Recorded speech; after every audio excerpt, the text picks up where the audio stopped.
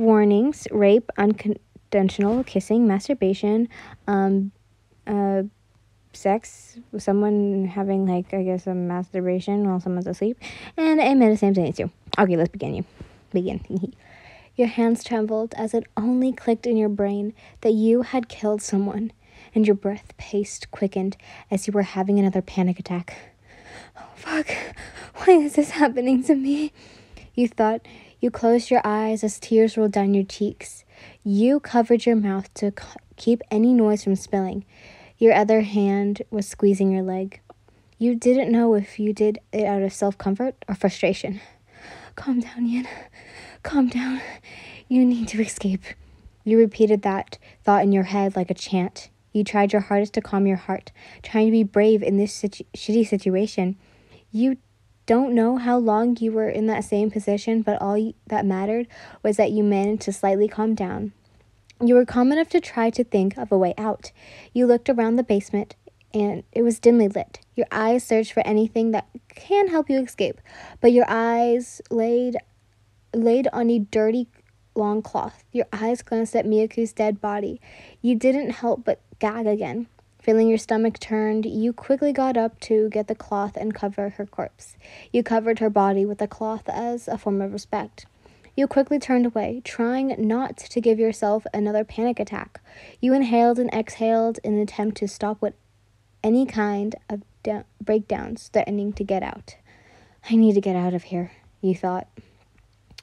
I slowly walked towards the door that led to the exit of the basement. I continued walking towards the door, quickly and carefully. I wanted to hear any footsteps, see if there was anyone home. I stood there for 10 minutes and let out a sigh of relief as I didn't hear anything. I then went back to the basement to look around for a weapon or anything I can use. Taking mental note to ignore Miyaku's dead, rotting body, my mind couldn't focus, especially with her scent still filling my lungs. Focus, Yin.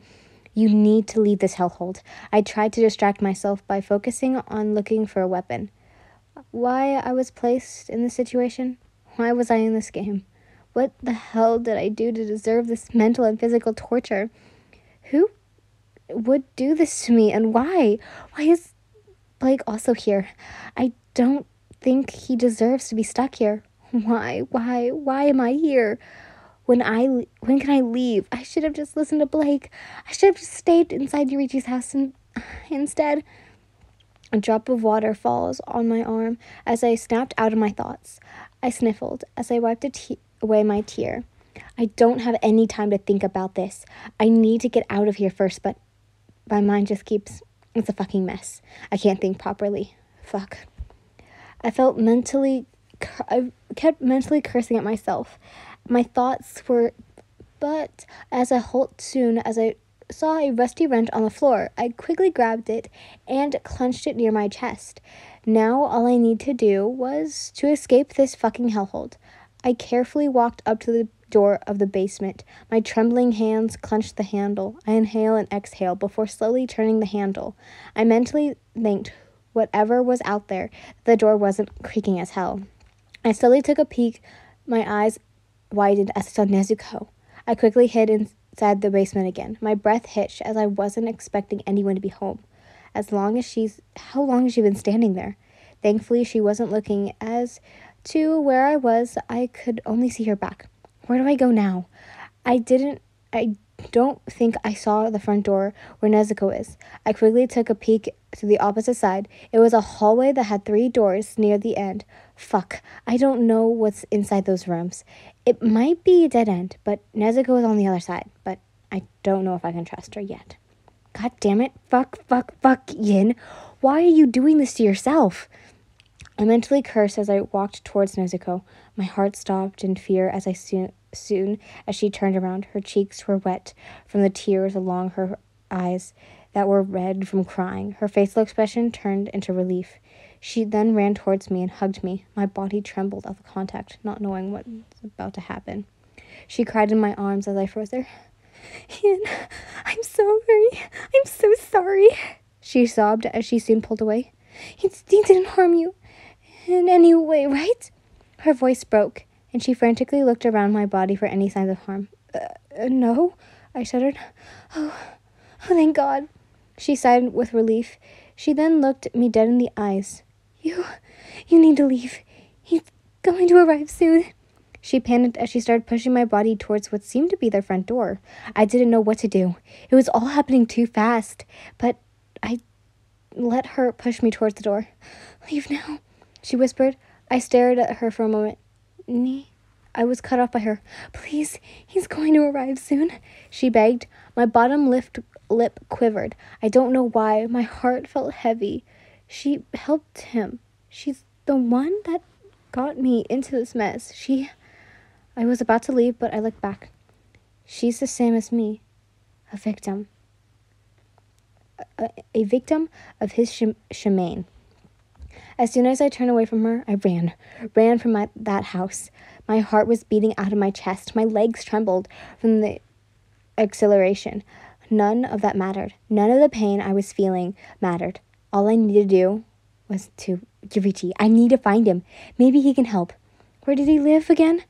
I stopped in my tracks. I was left with going left, right, or straight ahead. Fuck. Think again. Think. I mumbled in a moment of panic. I headed left. What the hell do I do once I meet Yurichi? Go look for Blake? Where even is he right now? I don't know where the portal is. God, please, Yurichi, be there. I was cut off by someone grabbing my arm. My eyes widened in horror as I made eye contact with a familiar yellow hair. Zenitsu. He had a flustered face as he was creepily smiling. I quickly started struggling as he wrapped his right arm around my body, while his left covered my mouth with a cloth. I shouted from the cloth, but wait. Don't tell me. Chloroform. Time skip. Ooh, Zenitsu's POV. Have fun, guys. I placed her sleeping form on my bed. I ran my fingers through her hair as I looked at her sleeping face. She looked so peaceful and adorable. I love you so much, Yin. I soon walked out of our bedroom to grab a tub of warm water and a towel. I set the tub of warm water on the bedside, humming as I cleaned her body, rubbing the wet towel on her arms. This felt so imminent, like I'm her husband and I'm taking good care of her, like a male wife. Would she like that? I don't mind staying at home, taking care of kids, doing the laundry and cooking. I'll do anything for her. My lovely goddess. I worship the ground you walk on. Fuck. I feel myself getting high just thinking of a nice domestic life with our 27 kids. Turned me on so much. 27? Oh God. You guys look. I soon moved to cleaning her feet. I wonder how it'd feel if she gave me a foot job with her feet or squeeze my cock while she looks at me with disgust. I'm thinking about it makes me feel like I'm in bliss.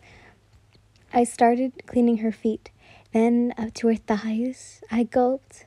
God, her thighs look so fucking perfect. I wonder how it would feel like if she wrapped it around my head and tried to suffocate me. Oh no, Zenitsu, you shouldn't get distracted. You'll only get hard. I continued to hum as I cleaned the rest of her body. I didn't touch her chest or crotch. I also didn't change her clothes. She can do that when she's awake. I'm too scared. What if I accidentally hurt her? Scratch her, bruise her perfect body. I would never be able to forgive myself. I look at her, lovingly. A small smile formed on my lips. She's finally home, by my side. I love you, Yin. I love you so much. I leaned in to kiss her forehead. Sweet dreams, I whisper. Second person's POV. It's been 6 days since you've been locked inside his room. His bedroom had this horrible stench of something that you didn't even want to bother knowing anymore. Though deep down, you knew what it was. His bedroom looked perfectly fine, but what's something you don't want to know is what's inside his closet. You knew he had some of your bras and panties inside. You also knew that those were coated with his sperm. Ugh. You didn't even want to know the horrendous amount of what erections his closet has. He opened the door. Here's lunch. He smiled at you. You only glared at him as he handed you a cup of water and a small cake as lunch. As soon as your eyes glanced at the small cake, you gagged. He tilted his head confused. Is something wrong? You know, Yin. You need to eat. You've only been drinking water. I'm worried for your health, he said. He placed his hand on your shoulder. You quickly slapped it away. These past 6 days, all he had been doing is trying to feed you his cake and cupcakes. He didn't even bother hiding his cum in it. Instead, the cakes, in the said cakes and cupcakes, he would always place it on top like it was something normal icing. The first time he gave you one, you could have helped but puke inside his bathroom. I don't want any of your cakes and cupcakes. You grit your teeth, glancing at him. He let out a sigh as he tasted a small cake. Well, what do you want then? Eggs? Scrambled? He asked. You didn't reply. I'll take that as a yes, he added as he got up and left. He came back a few minutes later with freshly cooked scrambled eggs. He placed the eggs in front of you, and you stared at it for a moment, inspecting it, looking for even a bit of his so-called love. Your hand slowly picked up the bowl of scrambled eggs. It seemed to have some rice at the bottom. You used a fork to cut it into it, but found nothing. It was completely normal. As soon as you deemed it safe, you started to devour it. You've been starving for 6 days, and this egg with rice felt like bliss, tastes like heaven, like it was made in a 5-star Michelin restaurant. You ignored him as you ate. He kept watching you, with revealed a smile on his face. He was revealed because you had finally eaten something. Although he was sad he didn't put his love in it. He was still revealing in happiness. You were cooking something. You were cooking something he made for you. You were eating something he made for you. Does this look like a house husband feeding his stressed wife? Goodness, the things he'd do for you. Just for you. He worships you more than any god. You were his light, his comfort, his lifeline. He only will live in this shitty world. He'll lick the ground you walk on. He'll gladly drink your juices and your piss. He'll gladly eat you out during your period like a fucking vampire. He'll sniff the bed sheets while touching himself. If you ever got it dirty with your period, he'll definitely get the work done and wash it. And he'll gladly cook your meals and clean the house without having you lift a finger. That's how he'll willingly do anything for you. You can tell him anything and he'll do it with no questions asked. Unless if he's resulting in him being dead or you being dead, then he'll never do that. What's a life worth living without his beloved? Are you living without him, right? He loves you so much, but sweet of him, right? When you finished eating, he grabbed the dirty dish and soon headed to the kitchen sink to clean them. You watched him as he left the dirty dish in his hand, letting out a small sigh of relief that he was gone. God, you hated being in the same room as him. And every night, you would always feel his disgusting lips kiss your forehead. You hated it. You hated him, this situation, his bedroom, his home, this game. You hated everything. You sighed as you laid on his bed. You were always in his bedroom. You were never allowed outside his room. Zaintu says it's for your safety, but deep down you knew it because he didn't trust you. He knew you would escape, and that you did. But he always brings you back. He only lets you out his room every time you needed to take a bath. Yeah, so you could faintly hear him faint moan. Your heart stopped as he froze. You could hear another moan again, calling your name. Your body trembled in fear. You weren't stupid. You knew Zenitsu masturbating to the thought of you. Your breast started to fasten out of fear. You heard his moan out your name out loud, causing you to hyperventilate. Calm down, Yan.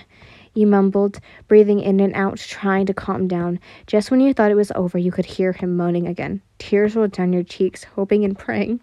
He's just masturbating. As long as he doesn't do anything to me. You mumbled, trying to reassure yourself that everything was fine. Time skip. Zenitsu's POV. Creak. I opened our bedroom door. I walked towards her and looked at her sleeping form. I can't believe infusing the water with the sleeping drug worked. I mumbled. I walked towards her. A shiver went down my spine as I couldn't hold in my smile. My hands were placed on her hips, moving them to the hem of her shorts as I pulled it down. She was wearing the underwear I got her, a black lace. The clothes I gave her are only things she has, but maybe I'll try to get her some more clothes. After all, it is just the two of us in this world. My breathing became heavy as I feel a damp in my shorts. I slowly lay down, spreading her legs apart as I left small kisses on her inner thighs before going for the big prize. I swear my heart was about to burst out of my chest as I pulled away the fabric. My breath caught up in my throat as I came in face to face with her slit, slowly pulling them apart to see her unmatched beauty. Fuck. So pretty. Okay, so, yeah, I'm gonna, if I stop for any time, I'm just gonna warn you guys, I'm a little uncomfortable. Oh. I soon held out my tongue, pressuring her as soon she came on my face. She let out a quiet moan as she came. So cute. God, she's so fucking cute. She moaned. She fucking moaned because of me. All this pleasure is because of me. Fucking, I love you, I love you, I love you. I'll do anything for you, Yin. If you want me to keep doing this with my head buried between your thighs, I'll fucking do it. If you want me to kill someone, I'll do it. But I doubt that's possible with just the two of us left. I killed Docky and Blake. I'm sure she wouldn't be upset if she doesn't know. Oh, the things I'll just do for you. You can tell me anything, command me like your fucking dog. Give me a collar showing your ownership over me. I'm yours. I'm yours. I only live and breathe for you, Yin.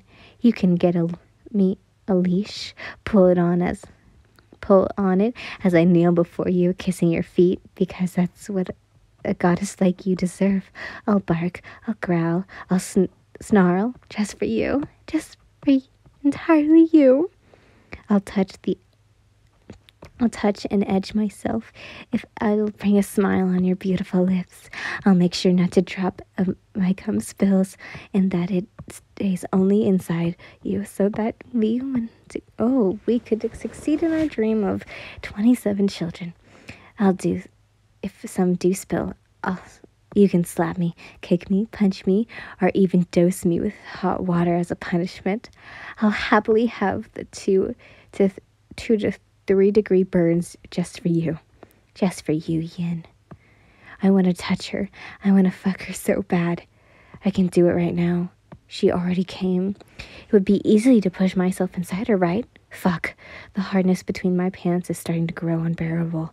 I don't want to come yet. My breathing was heavy, my head starting to feel a little dizzy from how fast my heart was beating. I grabbed the wristband of my shorts and boxers and pulled it down. I soon positioned myself to finally be inside her. Oh God, yeah, it's so fucking good. You feel good. I moaned. I froze as I heard her moan. Was that her consent? She wants this. She's been aching for me to touch her and fuck her, and I didn't even notice. I'm sorry. Sorry, I only realized now. I apologize as I finally get it now. She wants me. She loves me. She's been waiting for me to do this. As soon as my head was in, I had one hard thrust and eventually came inside. I rested my head on the crook of her neck. Ian, I came. It's too much. I got too excited. Ian, you feel so good. I praise her. She squeezes me so tight. I feel like I can't move, can't breathe. I slowly push in. What? I heard a voice.